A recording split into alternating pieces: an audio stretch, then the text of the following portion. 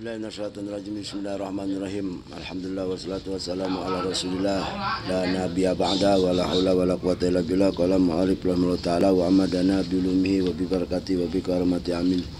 Subhanaka la ilma lana illa ma 'allamtana innaka antal alimul hakim wa tub 'alaina innaka antat tawwabur rahim.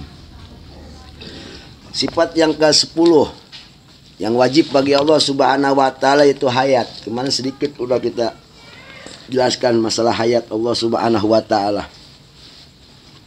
Jadi ulang lagi, asifatul asyratu wajibatu lahu taala al hayatu. Sifat nomor 10 wajib bagi Allah Subhanahu wa taala yaitu hayat. Assalamualaikum teman-teman, berjumpa lagi dengan saya di sini di channel Bang Mo.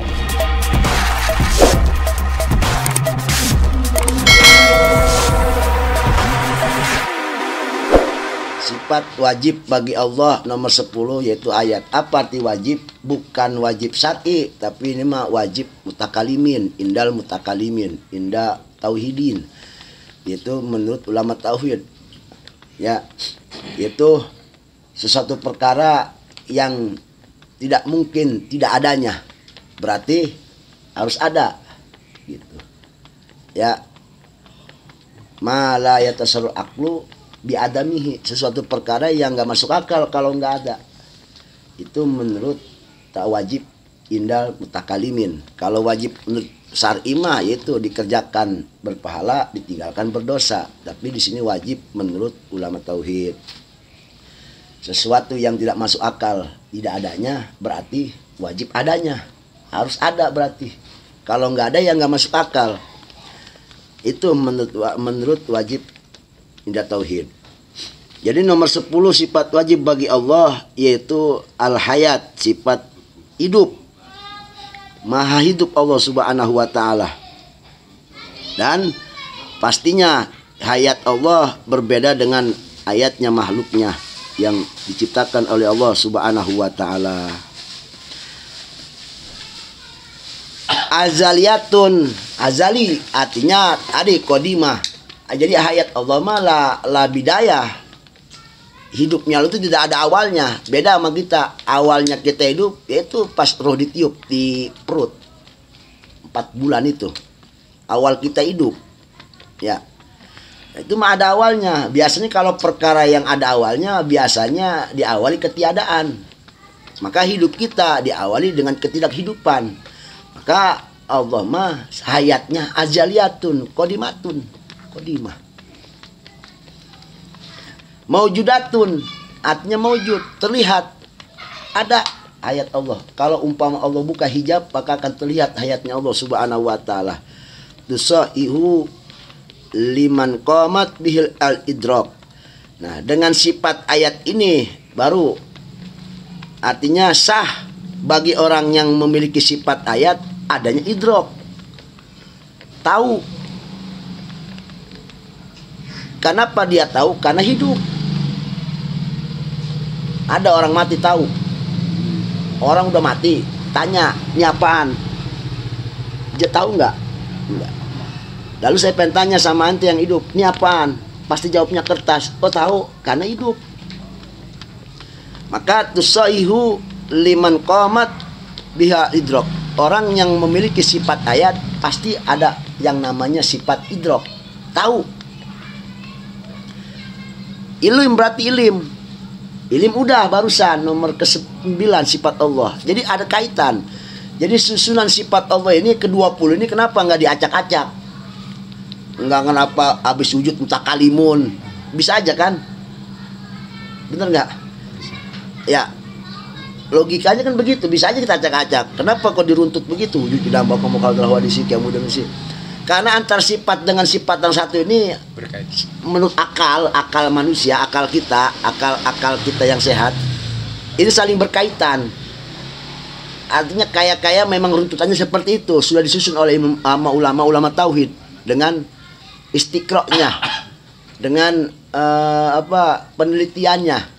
Sehingga satu sifat dengan sifat nomor 1 ke nomor 2, nomor 2 ke nomor 3 itu seakan-akan berkaitan. Maka diruntutlah itu sifat 20 itu dari 1, 2, 3, 4 disusun dengan rapi, saling berkaitan. Bisa aja kita ngomong wujud, mutakalimun, samun, basurun, kodirun, kita acak-acak bisa aja.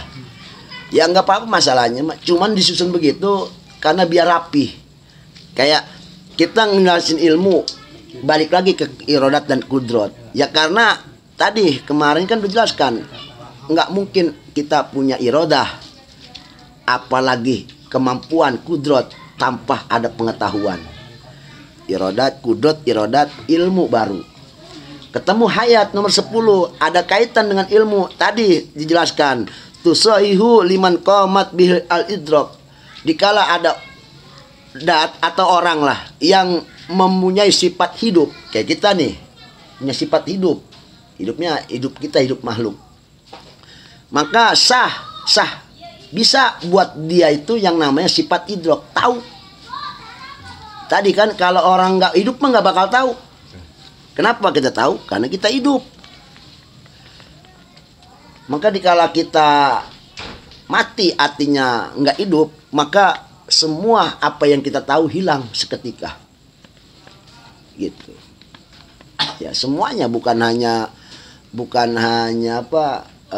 pengetahuan, semuanya. Kemarin dijelaskan ya Udkuru hadimaladat kan gitu ya. Ingatlah yang menghancurkan kenikmatan. Nikmat apa? Nikmat ilmu, nikmat ketenaran, nikmat harta, nikmat wanita, nikmat seluruhnya, jabatan dan lain sebagainya. Itu semua akan dihancurkan dengan satu yang namanya makhluk Allah yang disebut dengan maut, itu kematian. Jadi dengan kematian Allah tuntaskan itu manusia, sudah tidak ada artinya. Lalu apa yang kita banggakan dan apalagi yang akan kita sombongkan? Rupanya cukup dengan yang namanya maut, segala-galanya hancur lebur seketika juga. Sehebat apapun, keinginan apapun, setinggi apapun kita punya kebahagiaan yang luar biasa apapun, dengan kematian hancur seketika. Nah, itu sifat ayat. Berarti jelas al-idrok. Orang yang memiliki sifat ayat sah, bisa yang namanya idrok, tahu. Nah, terus al-idrok ayat tusayullahu ta'ala ayakuna mudrikan li asya. Apalagi bagi dat Allah subhanahu wa ta'ala, pasti tahu sifat Allah. Apalagi hayatnya kan hakiki, beda sama kita. Hayatnya hayat hadisah, hayatnya hayat kodimah Allah. Maka kalau kita hayat hadisah, apalagi Allah pasti mudrikan li asya, mengetahui semua seluruhnya. Ya salah seluruhnya ciptaannya pasti Allah tahu. Jangankan manusia yang gede-gede sama gajah, butiran pasir pun di alam dunia ini semua Allah tahu per butirnya. Kita mah jangan banyak-banyak yang ngitung pasir di pantai Anyar. Segenggam kamu ambil pasir, hitung itu ada berapa. Ya, persatuannya Allah mah tahu, karena Allah yang menciptain, karena Allah yang bikin, karena Allah yang buat. Wajar, dan itu udah pasti, Allah pasti tahu. Bahkan ay aliman biakeketi, bahkan Allah tahu secara hakikatnya. Ya jelas ilmu Allah kan hakikat, beda sama ilmu kita. Ilmu kita kan kemarin sifatnya itu kan mengada-ngada. Kadang kita tahu karena kita tajarubah, gara-gara sing mencoba jadi tahu. Berarti kan sifatnya tetap yang namanya mencoba itu kan nggak bakal timbul 100% kita mempatwakan ya begitu, nggak bisa kita mah. Bab ilmu manusia mah ilmunya ngambang. Tadi sifatnya donunia, paling tinggi kan sifat manusia ilmu udah donunia, ilmu don. Sangkan kuat aja. Sangkan kuat kan timbulnya apa itu mah dia boleh mencoba, apa boleh menerka, apa boleh umpama menduga-duga, dugaan kuat. Yang namanya dugaan kira-kira itu pun nggak 100%. Yang namanya duga itu kan bukan 100%. Maka ilmu manusia mah nggak ada yang 100%, nggak pakai yakinnya. Beda ilmu hakikat. Allah mah tahu secara hakikat, sehingga nggak ada yang bisa membantah ilmunya Allah. Beda sama kita. Walaupun kita udah 10 kali mencoba, kemudian hasil pasti kita mempatwakan, iya begitu kan. Ada aja kan orang yang ngomong, kayaknya kagak begitu. Ada aja yang ikhtilaf bahasanya lah. Bahkan wasamiyan biha, bukan hanya Allah secara hakikat mengetahuinya, bahkan Allah juga mendengar apa yang diciptakan. Makhluk Allah semua Allah bisa mendengar. Kenapa? Ya jangankan Allah sang pencipta, nabinya aja bisa ngomong sama batu. Nabinya aja bisa ngomong sama pepohonan. Ya apalagi Allah yang sang penciptanya. Gitu. Pasti mendengar jeritan-jeritan semua makhluk, perkataan-perkataan semua makhluk. Kenapa? Makhluk yang diciptakan bahasanya pun Allah nyiptain. Maka begitu maha besar karya Allah Subhanahu wa taala tiada tandingannya. Manusia sealam dunia padahal semuanya sama manusia, matanya sama, bahasanya beda. Luar biasa. Itu belum seberapa istilahnya. Ya, belum dari bentuk ciptaannya. Makhluk manusia namanya sama, mukanya beda. Ya, satu keluarga aja beda. Enggak ada yang sama. Allah nyontek gitu. Enggak, Allah mabadiun. Allah badi. Penciptaan Allah itu saking indahnya. Kenapa sebut indah? Karena Allah menciptakan tanpa nyontek. Beda manusia. Keindahan manusia, sehebat-hebatnya karya manusia membuat lukisan atau apapun indah, tetap ada kekurangannya. Hasilnya boleh menghayal, atau boleh nyontek, atau boleh ilustrasi. Gitu kan. Artinya walaupun seindah-indahnya, tetap kontennya enggak 100%. Bahkan wabasiron biha, bahkan seluruhnya ciptaan Allah itu Allah ya maha tahu, maha melihat, maha waspada. Jadi tidak ada pun makhluk Allah yang paling sekecil apapun kuman nangis gitu, umpama nih kuman menjerit, Allah maha tahu. Seluruhnya mau benda jamadat, mau benda hidup, mau benda mati sekalipun, semuanya Allah tahu secara detail. Nggak ada satupun yang hilap. Ibarat kita nih, kita saking sering jalan itu jalanan, tahu lubang di mana, lubang tikus di mana, apa semuanya tahu. Karena sering. Ya karena kita kan namanya sering berarti tajarub kan, sering nyoba jadi tahu. Kalau Allah mah nggak pakai ada yang namanya coba-coba, ilmu Allah mah enggak. Hakikat ilmu Allah. Kenapa ada kaitan dengan ilmu? Iya, tadi kan runtutan sifat 20 itu dari wujud sampai mutakalimun paling bontot karena saling berkaitan. Saling berantai begitu bahasanya. Makanya nggak bisa diacak. Ya kalau masalah ngapal mudah acak nggak masalah, asal pas 20. Kalau diruntut indah bahasanya jadinya. Seakan-akan rantai dengan yang satu tuh gelangnya pas gitu. Runtutannya seperti itu. Maka kemarin ilmu kita ngomongin hayat, nyambung lagi ke ilmu, balik lagi. Diulang-ulang lagi jadinya. Iya. Berarti Allah, karena hayatnya Allah itu hakikat, ya azaliyah, maka pasti idroknya Allah pun, ilmunya Allah, maha taunya Allah pun udah tidak diragukan lagi ilmu Allah. Kemarin dijelaskan dalam masalah ilmu. Dan selain daripada Allah secara hakikat tahu, dan Allah juga bisa mendengar, dan Allah juga maha melihat. Tidak ada satu sekecil apapun makhluk Allah yang Allah hilap. Tentang masalah apa, sehatnya, rezekinya. Kuman juga kan makhluk juga kadang-kadang sakit juga. Iya, bakteri kan makhluk. Ya kan, kuman makhluk. Dia juga kadang-kadang mati, hidup, sehat, senang, bahagia. Ya sama kayak manusia. Dan itu tidak ada yang, dan sebanyak apapun tuh makhluk miliaran, itu tidak ada satupun yang terlewat dari Allah Subhanahu wa taala dengan maha mendengarnya dan maha melihatnya Allah. Beda sama kita. Ya, kita mah kadang-kadang manusia 10 biji juga kadang ada satu yang nggak kelihatan. Padahal bebat di depan matanya. Lu kemana datang kagak? Gitu. Datang udah depan mata lu, lah gue gak ngelihat. Begitu kita makhluk segede-gedenya juga kadang-kadang kita menggak hilap, apalagi kuman yang terkecil. Miliaran lah gitu. Itu kematahuan Allah dan maha waspadanya Allah. Sebab wa idza kana al-ayatu musayya lil ilmi, kalau memang kenyataannya sifat ayat itu adalah pantas yang namanya memiliki ilmu, kanat musayyatun bi ghairihi, maka sifat ayat pun itu pantas kepada selain sifat ilmu. Ya jelas lah. Jelas. Ya, terutama sifat-sifat maninya Allah Subhanahu wa taala. Sebab fa'inal ilma, bahwasanya ilmu itu lazim lil qudrat wal iradah. Kemarin kan ilmu orang nggak bakal ada iradah dan kudrat tanpa ilmu.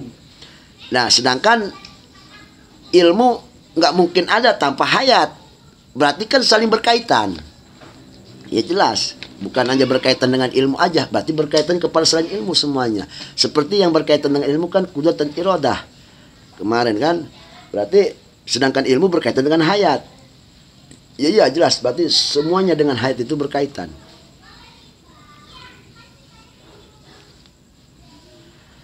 Wal kalam, dan juga sifat kalam, bahkan sampai sifat kalam bicaranya Allah.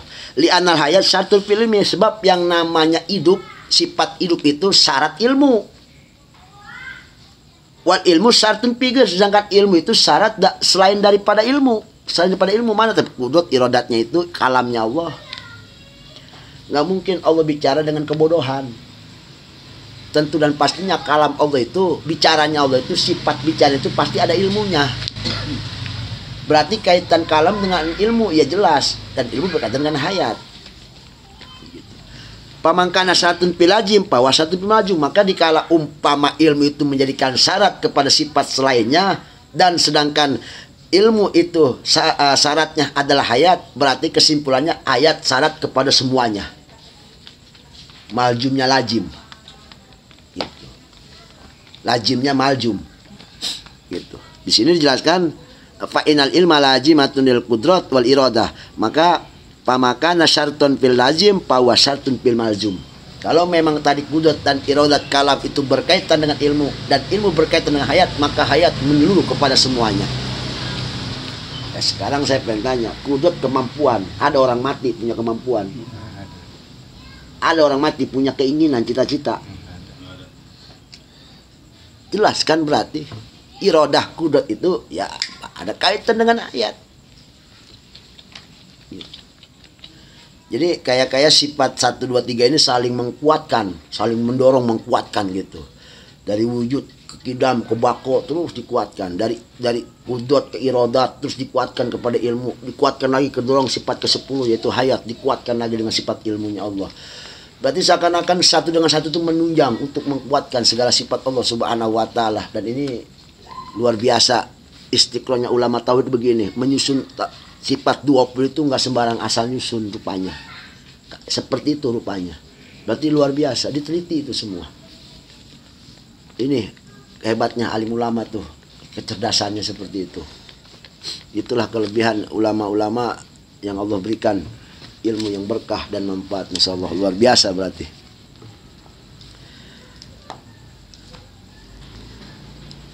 Maka wa ayatu ta'ala laysat biruh, dan perlu kita tahu lagi bahwasanya sifat hidup, yang namanya hidup, sifat wajib bagi Allah itu laysat biruh.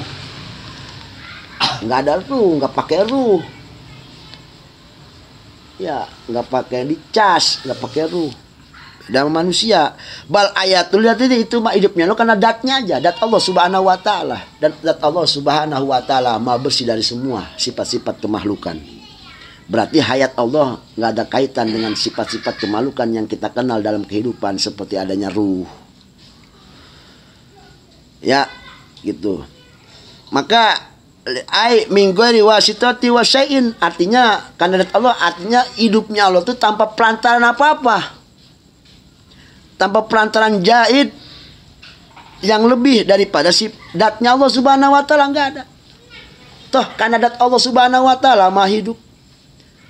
Dan itu tidak ada ruh. Sebab kan ruh seperti ruh. Maka usabab hayatnya Allah bukan artinya tanpa ruh, maka la ya'tarihi ay la yatru alail maut. Maka tidak ada yang namanya sifat kematian bagi Allah Subhanahu wa taala. Berbeda dengan kita. Mana nih bikhilafil hayatil hawadis, berbeda dengan hidup sifat hidup pada makhluk.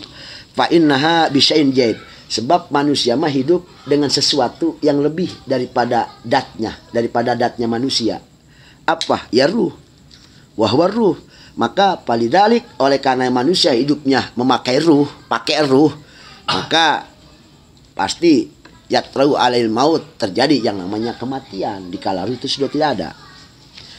Dan perlu kita yakini lagi, wala yajuju itiqad, diharamkan kita punya keyakinan anallahu ta'ala ruhan, Allah punya ruh. Artinya begini, tetap Allah hidup pakai ruh. Lalu kita berpendapat ruhnya Allah qadimah, sama seperti zatnya, nggak bisa. Kok kenapa kalau kita menyebut hayatnya Allah pakai ruh juga, dan ruh kita sifati dengan qadimah sebagaimana zat Allah qadimah? Artinya ruhnya Allah itu qadimah disebutnya. Tetap layak takidu, diharamkan kita untuk punya keyakinan seperti itu. Apa alasannya? Jawaban simpel, karena ruh itu adalah makhluk. Karena ruh adalah masa iya Allah butuh makhluk? Nggak mungkin kan? Ya kalau ruh itu adalah makhluk, maka yang nggak mungkin, mustahil bagi Allah butuh makhluk. Apa yang disebut dengan ruh? Maka tidak boleh kita punya keyakinan mengiktikadkan anallahu ta'ala ruhan. Allah memiliki ruh dalam hidupnya. Hidupnya Allah itu punya ruh, artinya ada ruh, ada cas. Walau qadiman, walau qadimatun, walau qadimatan, walaupun kita punya keyakinan dan menyatakan ruhnya Allah itu qadimah, artinya kita beda dengan ruhnya kita. Walaupun kita menyatakan Allah hidup pakai ruh, ini diharamkan kita punya keyakinan. Walaupun kita punya keyakinan ruhnya Allah berbeda dengan ruhnya makhluk. Kenapa kita nggak boleh punya keyakinan Allah itu punya ruh dalam hidupnya? Hidupnya Allah ada ruh, sebab ruh itu adalah makhluk Allah. Berarti kalau Allah butuh kepada ruh, sama aja Allah butuh makhluk. Wahwa mustahil, dan itu mustahil adanya. Munaziatun an sifatil awadis, jelas, sebab makhluk itu yang namanya ruh itu makhluk. Ruh itu makhluk. Wahtalafal fil ayat waruh, dan ingat yang namanya hidup dengan ruh itu beda. Kita kan ada punya sifat hidup, dan kita ada ruh. Punya sifat hidup, ada ruh. Dan perlu kita tahu wahtalafa, bahwasanya rupanya dua perkara ini adalah hal yang berbeda. Ngerti nggak? Hidup sifat, hayat itu makhluk juga. Hidup makhluk juga, hayat makhluk. Berarti kalau makhluk dengan makhluk udah pasti tidak, artinya beda. Beda kan? Maka wahtalafar ruh wahtalafal pihak waruh, berbeda antara ruh dan hayat. Binisbatil hawadis, dikaitkan kepada yang namanya makhluk. Kenapa? Sebab ruh makhluk yang netral, hidup pun disebut sifat makhluk juga yang netral. Berarti hidup dengan ruh pada hakikatnya bagi Allah itu tidak ada berkaitan. Ya mungkin nisbat ke makhluk, kita hidup butuh ruh. Tapi nisbat ke Allah, ruh dengan makhluk itu hal yang berbeda. Hal yang berbeda. Pengen buktinya, ada hidup tapi nggak ruh. Rasulullah SAW batu naik ngikut, naik ke atas, ada ruhnya batu. Yang kita logika kita, yang namanya bergerak itu orang yang hidup, makhluk hidup. Batu ikut naik, padahal nggak punya ruh. Berarti jelas itu ada pelajaran tauhid di situ. Dikala Rasulullah Isra Mi'raj, ada batu kan sampai sekarang jadi sejarah yang ngambang itu pengen ikut Isra Mi'raj kan. Saya pengen tanya, ada batu beruh, tapi itu hidup. Hidup tapi nggak ruh. Berarti jelas, ruh dengan hidup itu hal yang berbeda. Jelas berarti kan? Ya. Nah, buktinya kan itu, batu hidup. Padahal nggak punya ruh. Ngikut sama Nabi pengen terbang. Logika kita yang terbang kayak burung, burung ada ruhnya. Kenapa batu yang nggak ada ruh bisa terbang? Berarti situ jelas ada pelajaran tauhid tentang yang namanya hayat. Hidup dengan ruh itu hal yang berbeda. Dua-duanya makhluk Allah. Itu hakikatnya. Jelas berarti. Wahtalafal hayat. Ya. Parruh jismun latifun. Sebab yang namanya ruh itu jismun latifun. Jisim, bentuk, suatu bentuk ciptaan Allah, latifun yang lembut. Kayak udara lembut, nggak kelihatan. Mustabikun, yang mana bercampur bil badan pada badan kita. Jadi ruh itu ciptaan Allah yang jadi tambahan pada tubuh kita. Tubuh kita sama itu berbeda. Tubuh kita menempel itu yang namanya ruh, bercampur dengan badan kita, dan kita nggak tahu titiknya di mana. karena bercampur. Seperti istibakul aud al-akhdar bil ma'i, seperti batang pohon yang segar, yang hidup, batang pohon yang hidup, dalamnya itu ada cairan. Ya kayak gitu bercampur. Kita nggak bisa nyama, emang ruh di mana? Kita nggak bisa nyebut lah. Saking bercampurnya dengan badan kita, kita menyebut apa di telunjuk ujung kuku kita, apa di mata kita, apa di pala kita, ruh itu nempel di mana? Bercampur dengan yang namanya anggota badan. Wal hayat tadi ruh. Adapun yang namanya hidup, berarti makhluk Allah yang namanya hidup. Kalau tadi makhluk Allah namanya ruh, sekarang makhluk Allah namanya hidup. Itu aradun yakhluqu. Sifat hidup itu sifat yang Allah ciptakan indar ruh, dikala ada ruh. Jadi Allah ciptakan kehidupan dikala ada ruh. Ya kita hidup karena ada ruh. Ada ruh, tapi bukan sabab ruh. Nanti sini jelaskan. Karena adanya ruh. Jadi hidup, hidup itu satu sifat yang diciptakan kepada makhluk hidup dikala ada ruh. Disandingkan sama ruh. Ya, disandingkan sama ruh. Dan labir ruh. Jadi hidup itu satu sifat yang Allah ciptakan, bukan sebab ruh yang menghidupkan. Sebab kalau ruh yang menjadikan hidupnya manusia, berarti ruh itu hebat. Menyamai Tuhan berarti. Iya, hebat. Padahal di alam dunia ini makhluk tidak ada yang bisa menciptakan. Satu pun makhluk nggak ada yang bisa menciptakan apapun. Apapun nggak bisa menciptakan. Kita ini nggak bisa menciptakan apa-apa. Ruh itu nggak bisa menciptakan kehidupan pada manusia yang hidup. Berarti hidup itu ya ciptaan Allah yang lain. Jadi intinya ruh dengan hidup itu hal yang berbeda. Tadi kan buktinya apa? Ada tanpa ruh tapi hidup. Berarti kan ruh ama hidup itu nggak. Jadi hidup itu bukan yang jadi sebab hidup itu bukan ruh. Tetap yang menghidupkan adalah Allah, bukan ruh. Bukan ruh. Lalu kenapa Allah ciptakan ruh pada orang yang hidup?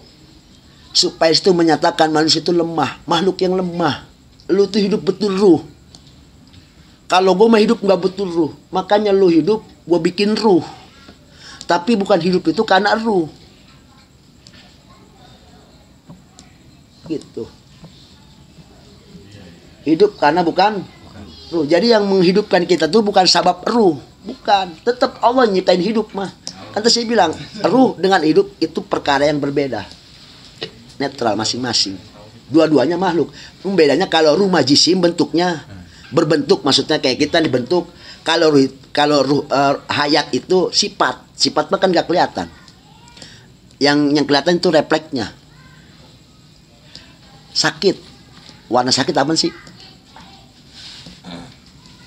Nggak tahu kita hitam apa merah. Ya kalau di film kartun mah kelihatan sakit puyeng tuh ada burung pada terbang begitu. Ya, bener kan? Nah, itu mah ilustrasi. Tapi ada yang tahu sakit itu warnanya apa? Enggak kan? Tapi kita tahu kan refleksnya. Gigil aja, meriang. Tahu kita meriang warnanya apaan? Enggak kan? Itu sifat. Angin itu makanya. Iya, itu sifat namanya kan. Beda sama jisim. Jisim mah kelihatan nih, kita jisim. Kalau sifat nggak kelihatan. Yang kelihatan dari kita mah itu mah ininya, apa refleksnya. Bahagia itu perkara gaib. Lalu kita tahu kok itu dia bahagia karena senyum mulu. Seneng aja kelihatannya, kayaknya tampang kagak ada susahnya. Ngira aja. Tuh. Pohon jambu yang ngira aja. Padahal bahagia itu sifat. Sifat itu nggak terlihat. Yang terlihat hanya efeknya. Efeknya yang kelihatan. Jadi hayat itu sifat. Ya sifat. Kalau ruh itu jisim, berbentuk maksudnya. Balik. Dat. Ya. Ya, gitu. Jadi satu sifat yang Allah ciptakan indah ruh di samping ruh, tapi bukan sabab ruh yang menjadikan dia hidup. Maka pahuma mutaghayyirani jelas berarti dua perkara ini antara hayat dan yang namanya ruh itu perkara yang berbeda. Ruh hayat. Tadi kalau pengen itu batu nggak ruh hidup. Berarti hidup dengan ruh itu berbeda. Jelas berarti. Emang dalam perjalanan tauhid, perjalanan Islam itu banyak pelajaran ketuhanan. Banyak pelajaran pengesahan Allah Subhanahu wa taala. Pensucian Allah kalau dipikir-pikir semuanya. Artinya banyak gitu yang di situ unsur-unsur ketauhidan.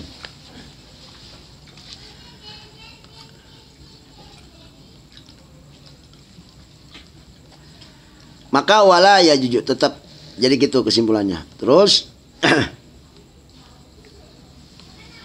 wa ayatuhu ta'ala laysat muta'alliqatun bisyai, dan jelas berarti hidup Allah, hidupnya Allah, sifat hidupnya itu enggak berkaitan dengan sesuatu apapun.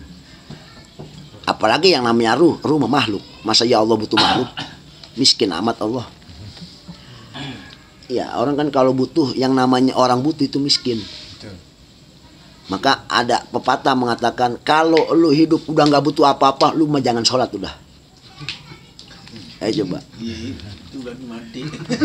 Kalau ada orang udah nggak butuh apa-apa, jangan sholat, jangan puasa, jangan haji. Oh, saya nggak butuh apa-apa. Lu butuh napas masih.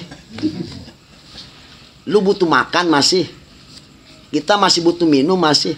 Butuh bergaul. Berarti kita masih miskin. Orang kalau udah kaya jangan sholat. Istilahnya begitu. Orang yang namanya orang kaya nggak usah sholat, nggak usah zakat, nggak usah puasa, nggak usah ibadah yang lain-lainnya. Santai aja udah hidupnya. Berarti kan orang kaya itu berarti artinya orang nggak butuh apa-apa. Sekarang saya pengen tanya, oh lu ada orang kaya, terkaya di dunia, masih butuh nggak zaman napas? Masih, berarti miskin. Masih butuh ibadah dia berarti. Sebab pertanyaannya yang kaya cuma Allah berarti. Sebab Allah mah nggak butuh apa-apa. Gitu. Ya Allah kan kagak puasa, kagak sholat. Masa ya Allah puasa sholat? Enggak kan? Makanya yang kaya jangan sholat. Awas mikirin, berarti gua kudu kaya lu jangan sholat. Pikirin sama kita, maksudnya yang kaya itu artinya orang yang nggak butuh apa-apa. Nah, kalau masih butuh, ya berarti ya sholat gitu. Kan tadi yang kaya nggak usah sholat. Berarti orang yang nggak butuh apa-apa nggak usah sholat. Sekarang kita masih butuh sesuatu, dan itu banyak kebutuhan kita. Berarti kita wajib sholat. Wa ayatul azat mutalaqim bisyai'in ay amrun maujudun. Ya, intinya Allah tuh nggak butuh yang namanya ruh. Nggak butuh sesuatu apapun hidup Allah Subhanahu wa taala. Baik yang wujud ataupun yang tiada, yang ada ataupun yang tiada. Laisat tastaljimu amrun jaid ronjaidan, artinya Allah tidak harus butuh kepada sesuatu yang lebih daripada datnya, sebab dat Allah udah maha segala-galanya gitu. Apalagi yang namanya ruh, ala qiyami bidatiha, atas qiyamnya dat Allah Subhanahu wa taala. Qiyamuhu binafsinya Allah itu nggak butuh siapa-siapa, nggak butuh mukhasis yang menciptakan, nggak beda sama kita ya. Kita mah segala butuh, mau ngapain juga butuh. Hidup kita aja butuh segala-galanya. Butuh akan sesuatu. Pal murad bisyai'in ma'nahu lugawi wa huwa mutlaqul amri. Asyamilil mawjud wal ma'dum wa yatamil an yurada bihi ma'nal istilah wa huwal mawjud wa yuqamu minhu adamu ta'alluqya bil ma'dum min babil aula. Jadi intinya begini. Hayatnya Allah maha bersih dari segala sesuatu apapun. Baik yang terlihat ataupun yang kelihatan. Ya, artinya Allah butuh hidupnya dengan sesuatu lebih daripada datnya. Kayak kita butuh hidup kita lebih daripada apa yang kita punya dari badan kita. Nasi, berarti kan bukan badan kita, berarti kita butuh selain daripada jisim kita kan. Butuh nasi, butuh minum, butuh napas, butuh udara, gitu. Wahya, maka yang namanya sifat ayat Allah itu sababun, sabab tapi akliun. Ingat, sababnya sabab akli. Secara hakikat itu Allah yang maha tahu. Kita bicara tauhid itu dengan logika supaya masuk akal. Sebab kalau kita berbicara ketuhanan berhayal-hayal, ngerinya gitu, kita jadi nggak paham intinya. Secara logika tapi akliunnya secara akal. Fi sifatil ma'ani, pada sifat ma'ani. Ma'ada it minal ma'lum, anna syai'a la yakunu sababan fi nafsihi yalzamu min wujudiha wujudu sifatil ma'ani ma'ada wa min adamil adam. Jadi secara akal sifat ayatnya Allah itu secara akal menjadi sabab adanya sifat-sifat ma'aninya Allah subhanahu wa ta'ala. Apa? Yaitu dari qadiran, muridan, aliman, hayan, sami'an, basiran, mutakaliman. Sifat ma'ani. Jadi dengan ada hayatnya Allah secara akal gitu ya, ada yang namanya sifat ma'aninya Allah subhanahu wa ta'ala. Maka yaljamu min wujudiha, mau nggak mau pasti harus ada yang namanya hayat, wujudu sifatil ma'ani, supaya ada sifat ma'ani. Secara akal ini ya, secara akal kita, ya kan begitu. Tapi secara hakikat nggak seperti itu. Artinya kita bicara secara akal aja. Secara hakikat tetap kita yakin Allahu yang maha tahu, Allahu alam, Allah yang maha tahu. Sebab tidak ada yang bisa mengetahui secara hakikat zatnya Allah subhanahu wa ta'ala kecuali Allah subhanahu wa ta'ala. Maka kita tafakkar fil makhluk wala tafakkar fil khaliq. Kan begitu aturan mainnya.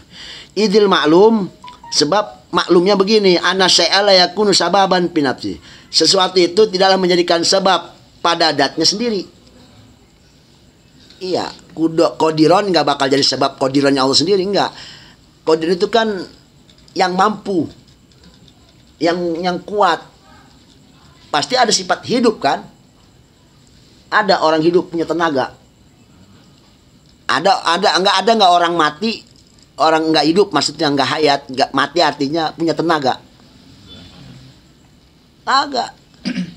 Jangankan dia mau jalan ke kuburan main ngubun sendiri, ya kan? Jangan ngegerakin jari aja nih jari. Begitu doang nggak mampu. Logikanya kan begitu. Maka pastikan harus ada yang namanya hayat kan, sifat kehidupan, sifat hidup, baru dia punya kekuatan, baru dia disebut yang kuat, disebut yang ilmun, yang lainnya, yang maha segalanya. Secara akal gitu. Ma'ada sehingga ma'ada wa min adami adamu. Kalau sifat ayat tiada jelas. Kalau itu orang mati ya nggak mungkin yang namanya jadi disebut qadiron, orang kuat. Justru jadi disebut kuat juga karena hidup. Kan begitu logikanya. Li'ana sifatullah ta'ala, sebab sifat Allah itu ta'ala layan paku badu'an ba'din. Pasti ada satu, ada yang lain. Begitu. Nggak bisa terpisah. Beda sama kita. Sifat kita kan hawadis. Sifat kita mah hawadis. Disebut hawadis itu salah satu sifat hawadis itu kadang ada, kadang enggak. Kita punya sifat kuat. Iya, kalau lagi sehat mah kuat. Coba kalau lagi meriang, hilang kuatnya. Kalau sifat Allah itu nggak bisa hilang, nggak bisa terpisah. Ya, kuat. Selalu ada. Hayat Allah ada, ilim Allah juga selalu ada. Hayat selalu ada, ilim juga selalu ada. Beda sama kita. Ya hidup, ya berilmu. Iya, berilmu. Kalau lagi ngeh gitu ya. Kalau lagi error otaknya, jangan lupa 1 tambah 1 bisa 6. Jadi bodoh lagi. Layan paku badu'an ba'di wala tanpaku andati, dan juga dengan dat Allah subhanahu wa ta'ala tidak bisa dipisahkan. Secara logikanya begitu. Layan paku itu layan paku artinya paku itu terpisah, tidak terpisah. Apa maksudnya? Ya berarti tetap. Kita kan cuma punya sifat 2. Kalau tanya, lu nyolong ya? Kita jawabnya apa? Enggak. Kalau nyolong jawab nyolong, enggak nyolong. Berarti 2 jawabannya ya. Yang A nyolong, yang 2 enggak nyolong. Sekarang saya ngomong, lu nyolong enggak? Enggak nyolong. Yang enggak nyolong, yang enggaknya itu yang enggak nyolong berarti nyolong. Enggak nyolong, ya nyolong. Ngerti enggak? Enggak nyolong. Kalau ada orang nanya, lu nyolong enggak? Berarti jawabannya berapa? 2. 1 jawaban nyolong. Ya nyolong, yang kedua jawabnya enggak. Jawabannya yang B enggak nyolong. Kemudian jawabannya B enggak nyolong. Berarti memang enggak nyolong. Kalau nyolong berarti nyolong. Sekarang saya jawabannya yang C, enggak nyolong. Nyolong. Berarti yang A nyolong. yang enggaknya tuh yang enggak nyolongnya berarti nyolong. Makanya maling mah jujur sebetulnya. Lu nyolong yang enggak nyolong, jujur dalam nyolong itu. Jujur. Lu nyolong ya kagak, saya enggak nyolong. Saya enggak nyolong. Kalau enggak nyampe 2 berarti nyolong. Kalau enggaknya 1 ya berarti itu benar, berarti enggak nyolong itu namanya. Tapi kalau enggaknya 2 enggak nyolong. Yang enggak nyolong itu yang enggak nyolong ya berarti nyolong berarti. Iya berarti. Tidak tak terbatas. Sebab an-nafyu idza zida binafi sor isbar. Apabila ada kata napi ditambah napi maka sama dengan positif isbar. lah gitu ya. Nah. Artinya tidak ditambah tidak berarti sama dengan iya. Min kali min sama dengan plus gitu. Nah, itu maksudnya begitu, min kali min plus benar. Itu pelajaran begitu ya, anak. Jadi bahasa Arab itu begitu. Apabila ada kata mufradat yang maknanya napi, Iya. kemudian ditempel Ketemu sama napi lagi sama huruf napi, maka maknanya jadi tetap jadi isbat, jadi iya. Iya di iya. Infaka itu mananya bahasanya copot. Copot berarti kan satu perkara yang hilang kan, Iya. ketiadaan. Kemudian napi itu bahasanya juga mentiadakan. Mentiadakan ditambah mentiadakan jadinya ada. Gitu. Itu namanya anapi idza zadat napi soro isbar. Anapi idza zada binapi soro isbar. Enggak, saya enggak nyolong. Enggak, iya berarti ya. Iya. Ya kan, Min kali min enggaknya plus itu kan enggaknya itu kan enggak nyolong. Enggak nyolong berarti nyolong. Ya, aku enggak ngambil. Jadi sebetulnya maling jujur. Lu nyolong ya? Enggak nyolong. Nyolong berarti menjujur cuma kitanya kagak punya kagak ngebaca. Itu tadi. Min kaliman plus jadinya. Saya juga dulu tuh mikirin tuh omongan begitu, enggak nyolong, berarti nyolong. Saya pikirin dulu. Enggak juga. Oh iya, yang enggaknya tuh enggak nyolong berarti nyolong. Gitu. Iya, enggak nyolong. Yang enggaknya apa? Enggak nyolong ya kan? Berarti nyolong berarti nyolong bener ya. Jujur berarti. Enggak, saya emang enggak korupsi enggak. Dalil sekarang terakhir, dalil tentang hayat Allah Subhanahu wa taala. Sebetulnya mah dari tadi juga udah ketebak dalilnya. Apa akal kita pasti udah ketebak ujungnya kemana. Wa dalil ala subutul ayat, dalil tentang hujah bahasanya untuk lebih menguatkan keyakinan kita kepada sifat ayatnya Allah, yaitu wujudul alam. Intinya mah adanya makhluk, adanya alam. Ya sekarang kalau Allah mati, Allah bikin gitu. Kenapa kita ada? Ya karena Allah hidup. Kalau Allah mati, mana ya bikin? Enggak kan? Emang ada orang mati gitu bisa bikin. Orang ada orang mati bikin kopi. Orang mati bikin kopi. Sekarang watarkibu, cara mendalilnya antakula idza lam yakun ayan. Kalau Allah tidak hidup, lakana mayitan, maka Allah mati. Walau kana mayitan, kalau umpama Allah mati, lantafanu jamil sifatil mani, pasti sifat-sifat mani Allah tuh kagak ada bagi Allah. Sebab Allah mati. Gak ada tuh Allah qadir, Allah maha gagah, Allah maha iradah, Allah maha kalam, Allah maha alim. Ya kayak kita aja orang mati sepinter-pinternya atau profesor, yang namanya profesor kalau udah mati mah tetap udah bukan profesor, pangkatnya juga udah almarhum. Nggak mungkin dipanggil profesor lagi, pasti panggil almarhum. Kenapa? Ilmunya dia mati, ilmunya juga lenyap. Berarti kalau Allah mati, maka sifat makninya bagi Allah tuh nggak ada, udah hilang. Intinya kan begitu. Alimun, Allah maha tahu. Berarti kemahatauan Allah lenyap karena Allah mati. Kayak manusia, logikanya kan begitu. Sehebat-hebatnya manusia, kau udah mati, ludes sudah semuanya. Tadi kan kemarin udah jelasin itu, dalilnya itu aja dalilnya apa? Hadimaladat, penghancur kenikmatan, penghilang kenikmatan, gitu, pelenyap kenikmatan. Al-maut itu kematian. Walau intapa jamil sifatil mani, kalau umpama Allah mati, berarti Allah nggak punya ada sifat mani. Mani tadi qadiron, muridan, aliman sampai mutakaliman. Maka jelas Awintapang jamil sifati. Kalau Allah nggak mati, berarti Allah nggak punya sifat mani. Kalau Allah nggak punya sifat mani, lam yujad syai'un minal alam, pasti ini alam nggak ada satupun tercipta. Ya kan? Iya. Sekarang saya pengen tanya, lakin ada mewujud syai'un minal alam batilun. Sekarang ada nggak alam? Ada. Oh, berarti itu kita bisa saksikan secara langsung alam ada, bahkan kita sendiri juga alam. Maka pabatola ma'ada ilahi, maka batallah yang namanya wahwa antipau sifatil ma'ani. Allah nggak punya sifat ma'ani. Nah, kalau Allah nggak punya sifat ma'ani, Allah nggak bakal bikin kita, nggak bakal ada. Berarti wasabatalahu, maka tetaplah sifat ma'ani bagi Allah subhanahu wa ta'ala. Wa idza sabatal sifatul ma'ani, kalau Allah punya sifat ma'ani, maka sabatalul hayat, pasti hidup Allah.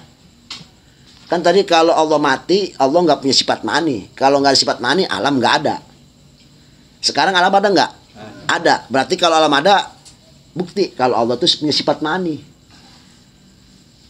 Ada sifat ma'ani, maka tetap bagi Allah yang namanya hayat. Dalil seperti itu aja. Li'anal qadir, sebab yang namanya maha mampu, wal murid, maha berkehendak, sampai kalau nggak salah mutakalimun, itu yang disebut dengan sifat-sifat ma'ani, labuda ayakunal hayat. Pasti harus ada yang namanya hidup. Nggak mungkin tuh mutakalimun bicara kalau orang mati. Ada orang mati ngomong? Ada? Nggak ada. Orang mati ngomong nggak. Loh, kalau ada orang mati ngomong, waduh bahaya. Belum mati. Kabur semua. Kan begitu simpulannya kan. Qadiron, maha kuasa, maha mampu, maha gagah. Logikanya kan orang walaupun segagah-gagahnya, kalau yang namanya mati, masa apa sih yang mau? Artis cantik, mayat. Mau? Sama aja kawin sama gagang sapu. Ya nggak jauh beda lah, walaupun bagaimana juga. Mayat mah nggak ada harganya, udah habis semua. Ya. Gua iya aja, artis cakep. Bintang pokoknya mah artis. Mayat. Mau ngawinin mon. Ogah banget. Sehari masih wangi, 3 hari 4 hari ke sana ya mau bau bangke dah. Ya. Iya, secantik-cantiknya siapapun, seindah-indahnya apapun, ya kalau yang namanya aman yang mati mah redup semua juga. Nggak ada harta, nggak ada harga semua juga. Nggak ada harga. Tapi itulah. Tapi kalau bagi makhluk mah tetap ada yang hidup berharga, ada yang mati lebih berharga. Iya. Ya kemarin batu cincin mati, harganya luar biasa. Iya kan? Ya cewek kita kawin 20 juta. Bacan 200 juta. Angeh manusia harganya. Harga perawan maksudnya. Oh, berarti kan luar biasa. Itu keindahan Allah membuat manusia itu, ya itu nikmat luar biasa Allah mah. Jadi ada yang hidup lebih indah dari yang mati, ada yang mati lebih indah daripada hidup. Itu sifat manusia, wajar manusia mah kesono boleh, kemari boleh. Enggak kesono kemari juga boleh-boleh aja. Kalau Allah mah nggak bisa begitu.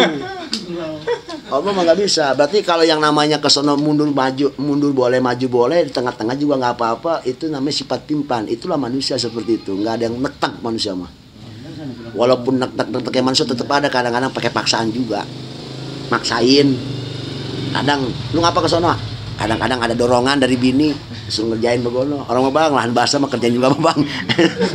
Hidup mah jangan susah banget itu, lahan basah ini bang. Dorongan kan bahasanya, nggak mampu jadi mampu. Itu manusia wajar, apapun perlu support. Sebab manusia butuh segala-galanya. Nggak ada tuh manusia jam mampu, nggak ada dorongan, nggak ada. Iris kuping. Manusia mah semua juga mampu kan ada dorongan. Itu mah mau dorongan batin atau dorongan dohir, dorongan apa aja pokoknya itu mah. Dorongan pikiran apa dorongan apa.